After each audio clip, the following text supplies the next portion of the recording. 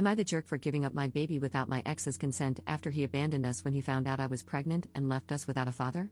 Posted by you/much comment 1327. I, 32F, had a baby boy when I was 16. Yes, I know how that sounds. No, we weren't careful. Judge me all you want on that front, I've dealt with that for years. Mike, 33M, was my boyfriend then, and when I found out about my pregnancy, he disappeared with help from his family. Something future college star something. My parents were always blunt, what happened next was my choice. After a lot of thinking and deciding that termination just wasn't for me, I respect that right, I'm not here to debate it, it was just not for me, I chose to give up the baby for adoption. My parents knew a super sweet couple who were looking to adopt. We met, and I just knew they were the right people. This turned from a teen mistake into almost a surrogacy. I started homeschooling to finish my education and to get some rest. The adoptive parents were with me for everything and even paid for most of the medical costs. The adoptive mother was a teacher, so she helped me with my schoolwork and prepared me for college. They were present for the birth, and I refused to hold the baby. Instead, his actual mother did. And it was just right. I've stayed in the baby's life in a distant role as a special aunt. Well, he's no longer a baby, and he knows who I am, but his mom is the same woman who raised him, and I continue to be his special aunt. The only change is that now he knows who to call if he ever needs a kidney. His sense of humor is like mine, go figure. We talk maybe once in a blue moon, which, in all honesty, is for the best. He's happy, and I don't regret giving him up so he could have a happy life. For my part, I married 6 years ago. My husband, Aaron, 44M, was divorced on good terms with Bella, 40F. They have 2 children together, a boy who is 16 and a girl who is 19.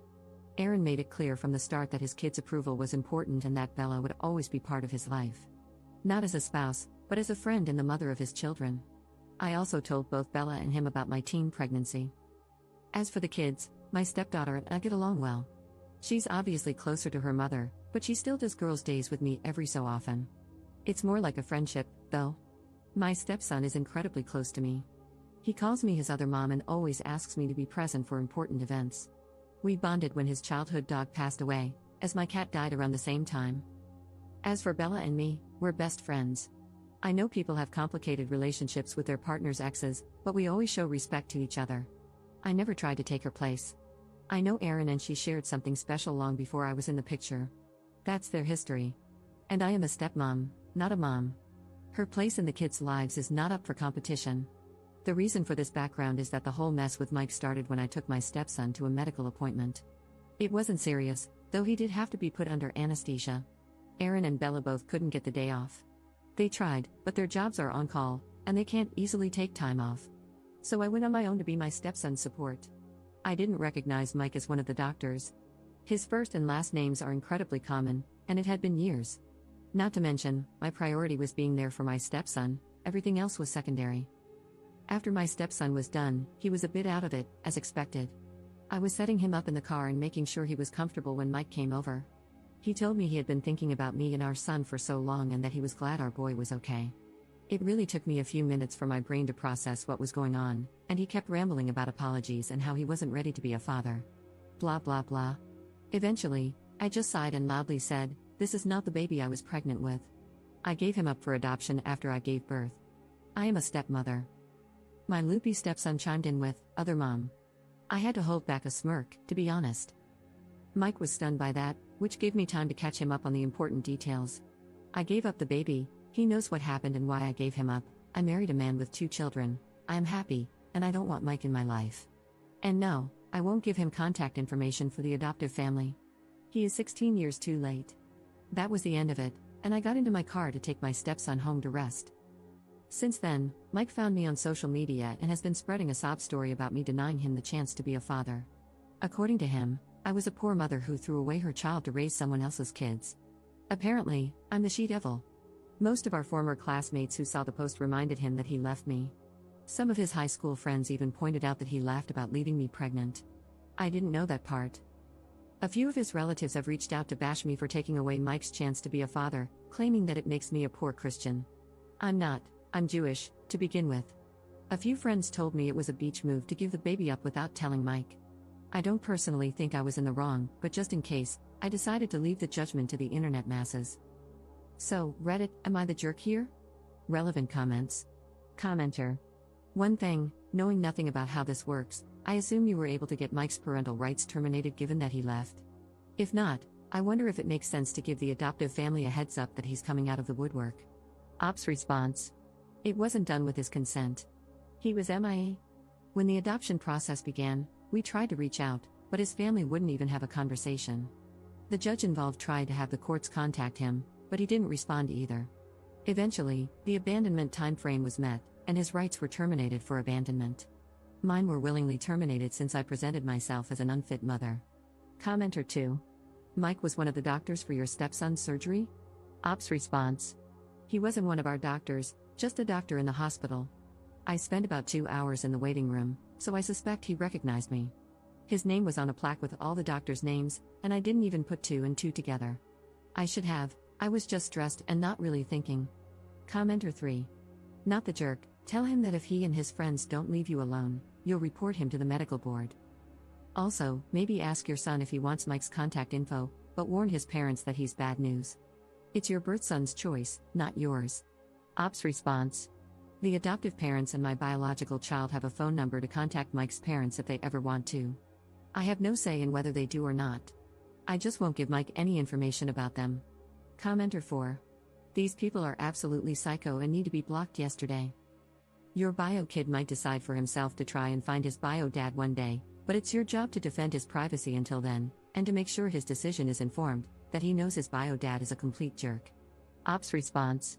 I told him everything when his parents decided it was time to tell him who I really was. I didn't make Mike into a villain, just said he left after I told him I was pregnant and never reached out. He's been clear that while I am his biological mother and Mike is his biological father, he doesn't see either of us as parents. I am his aunt, and Mike is a stranger. Update 17 days later. This is probably the one and only update I'll be doing. I'm going to start with the important matter. A lot of people were worried about my biological kid, what he wanted when it came to Mike. Well, I got his permission to post this. He spoke to Mike once, a few days after I told him where he could find Mike. I won't share all the details, only the final decision. There won't be any more contact between them. The kid doesn't want a second dad, and Mike wasn't willing to be in his life unless he had the position of dad. So he's going no contact with Mike. There was more to it, but it's very personal, and I feel it's not my place to share. The kid and I will continue to have a relationship as aunt and nephew. And he knows that whatever he needs medically, I'll always be first in line to give blood, a kidney, etc. For those wondering why Mike is so big on contacting the kid, I found out a few details via his friends. Mike can have more kids, he just hasn't had a stable relationship in years. Which I can believe, since I finally had enough and decided to accept going to have coffee with him to get some things squared away. My husband came, of course, but he sat at another table to let me deal with it. I asked him to. The conversation was a dumpster fire, to be honest. Mike brought me flowers and chocolate-covered strawberries, my old favorites. He treated it all like some date. I nipped that in the bud immediately.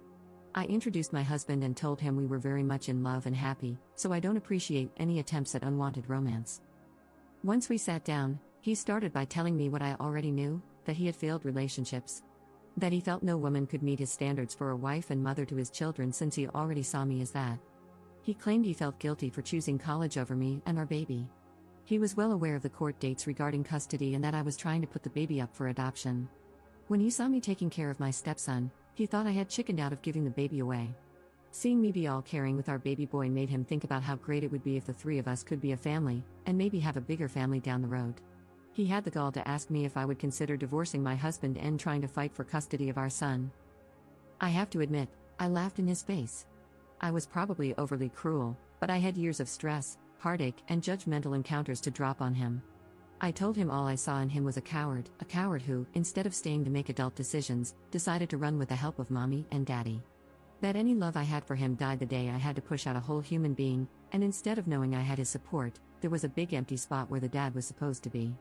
That I almost ruined my life, had to throw away prom, senior pictures, and even graduation, because I was far too pregnant to party, appear in the yearbook, or walk on stage to get my diploma.